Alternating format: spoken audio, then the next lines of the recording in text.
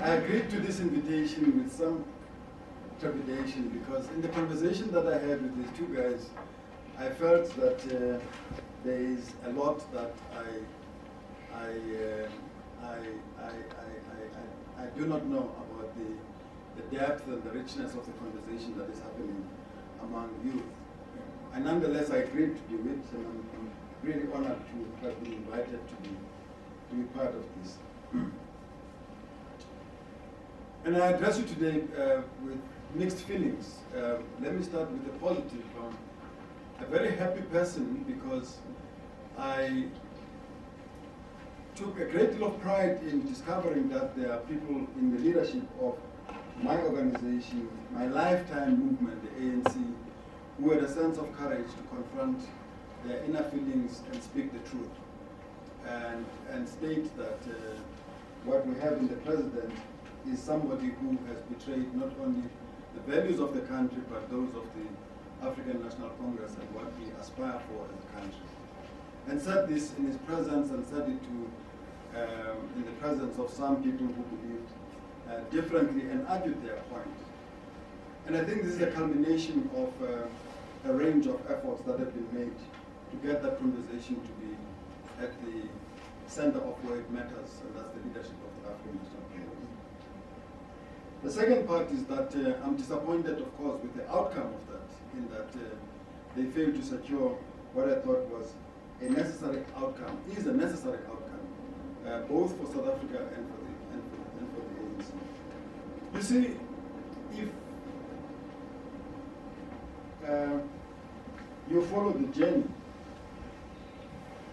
that got us to where we are, we start off as a celebrated country and a celebrated people because we confronted the scourge of one of the most horrendous systems of discrimination condemned worldwide, and very powerful and somewhat perceived as invincible.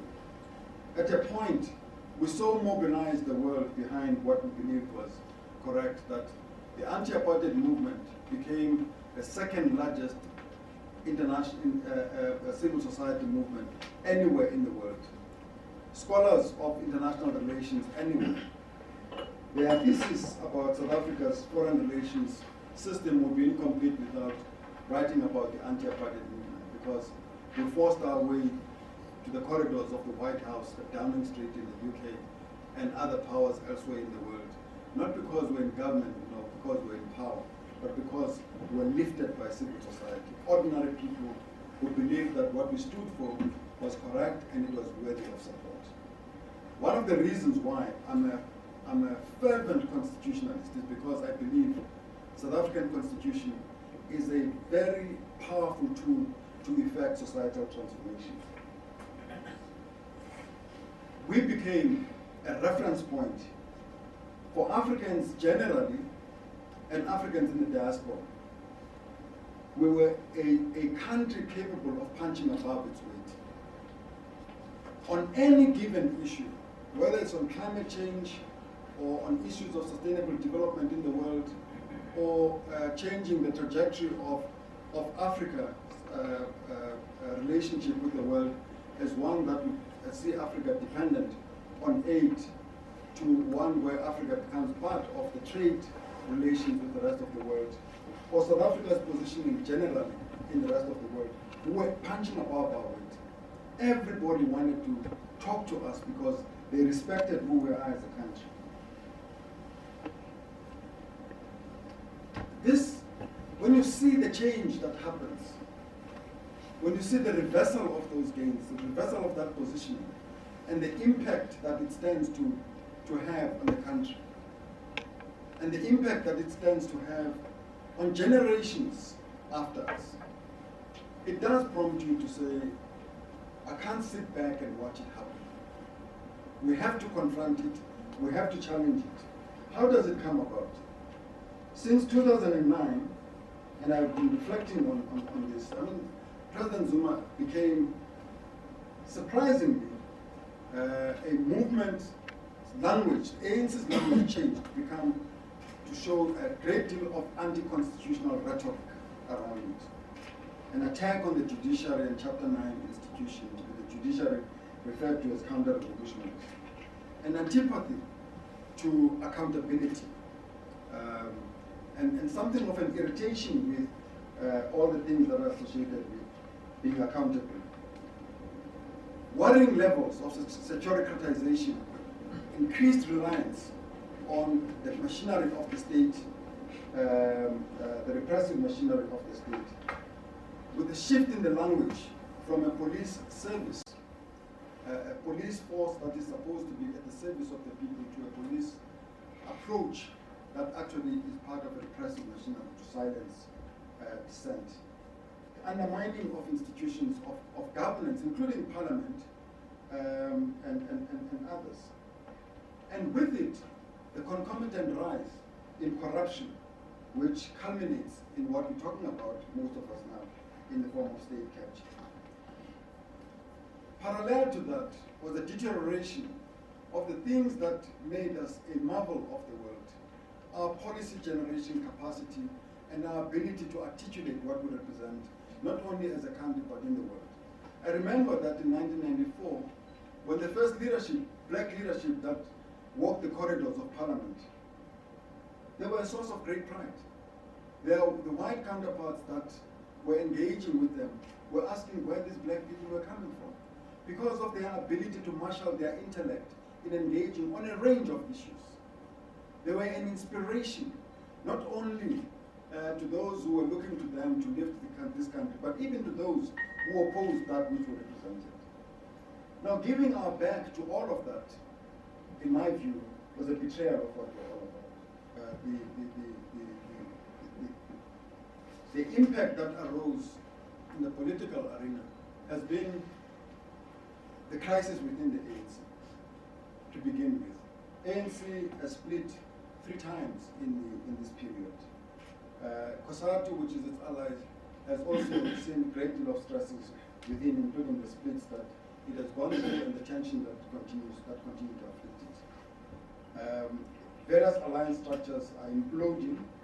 There is an absence of an alternative, an obvious alternative. And this in the context in which most South Africans, me included, still believe that the best offering in terms of policy positioning and all of that sits with the ANC. But in terms of the leadership, direction, and ability to lead, to take that and move forward, it is very, very limited. The corruption in the form it manifests in the form of state capture suggests that corruption is now systemic as it is endemic. It constitutes what one would refer to as organized, syndicated international crime. It is sophisticated, it is intelligence-driven, it can be dealt with by foot soldiers. It requires a level of state engagement that measures up to that level of intellect that is mobilized behind it. The disturbing part of this is that the president is right in the middle of it. His role, and this is the critical part, is to deliver his authority, the authority that we have given him as the electorate of the country, to enable those who are committed to looting to have unbridled access to state resources, granting them authority that should be sitting only with the leader of government to appoint members of cabinet, people to strategic positions in state institutions, including access to cabinet deliberations, which is a criminal offense. Clearly, this suggests undermining of the sovereignty of the country. The struggle for liberation, by the way, was about the right to self-determination, that we as citizens of the country determine our destiny, and that's not tradable. It cannot be taken away by anybody. Now, when you have a president that hands that over to somebody else, he basically is selling out on our right to sovereignty as a nation. The public protector's report on the state of capture is a big problem because it actually, although it is inconclusive, it does pointed a prima facie case for further investigation. But the allegations that are there would have seen a leader with a conscience in another country resign on the basis of those allegations. And say, just on these allegations, I don't believe that I can carry the trust of citizens of the country. And I will step aside and allow an investigation to be there. What you see is prevarication in respect of every time there is a question raised about the president, he looks at opportunities to try and delay this. Now, this has caused paralysis. The president says his enemies, and he says this at the NEC meeting this last weekend, his enemies want to see him in jail. Some of you might not know this, but I have people that I counted among friends who, because I did raise this issue about the unsuitability of the president, who would love to see me in jail. But I sleep peacefully at night because I know that they have no prospect of landing me in jail because I have not committed any crime. But somebody who has a preoccupation, who's worried about the fact that there's somebody who wants to see him in jail, it's because they know that they may have committed a crime of one kind or another. That's why he is worried about the prospect of going to jail. Of course, we know that he's facing the several counts of corruption, racketeering, fraud, and money laundering, which, if he can get his way, he would like the courts to set aside. And so far, he has not succeeded. We're waiting for the outcome of the next round of the court cases. There are several lawsuits around some of his decisions. All of these things, what they do, they create a leadership vacuum where the center doesn't hold. It creates a serious crisis both in the ANC as a governing party, but also in government, which is even more important. Because now suddenly you have a president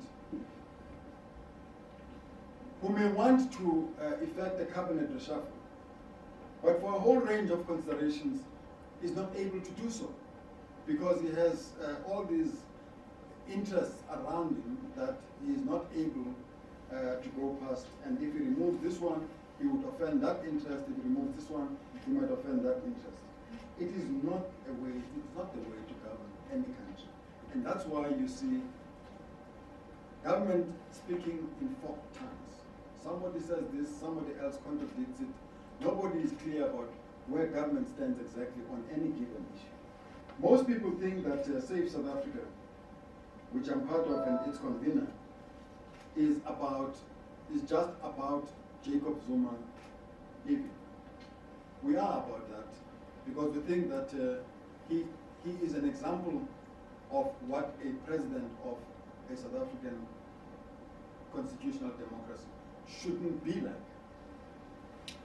So we're unambiguous about that, and we've looked for every opportunity to sit down with him and tell him why we believe that he is an inappropriate person to lead our country, and why we believe that he should step down, and why we continue with the campaign that he should step down. Our campaign on this also focuses on leadership in general. One of the mistakes that we've made as a country is that, I guess because in the post-apartheid South Africa, we took it for granted that political parties are able to produce leaders that we can trust and rely on. And now that we have had the taste of having a leader that is not trustworthy, that is an embarrassment to the country, it does suggest that we need to reflect very carefully about leadership. What kind of leader is appropriate for a constitutional democracy that we are? What kind of qualities should that leader possess? We talk about integrity, we talk about an appreciation of a constitutional democracy, accountability, etc., etc. You can't have a leader who is not able to comprehend an agenda that is supposed to drive. And you can't have a leader who doesn't have ability to quantify things. And one of the problems that, and I'm saying this with due respect. I mean, if you mean to be thieving, you have a sense of how much you want to steal, and what might be enough for your needs.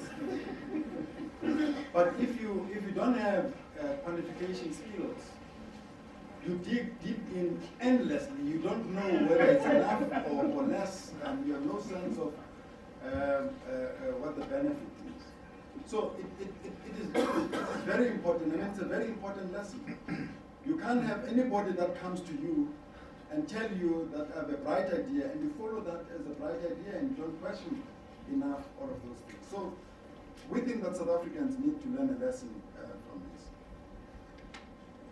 So we're urging South Africans to join us in a people's motion of no confidence against the president, because we think that his leadership of the country constitutes a threat to our system, to the democratic order. I mean, if you see the way these guys operate, it is downright thuggery.